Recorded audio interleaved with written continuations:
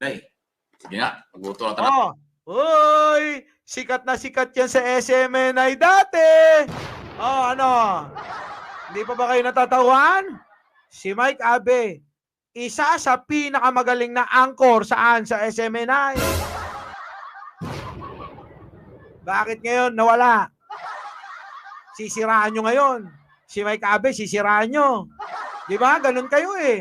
Pag nawala sa inyo, sisiraan nyo. Wala, mahina. Napansin yan.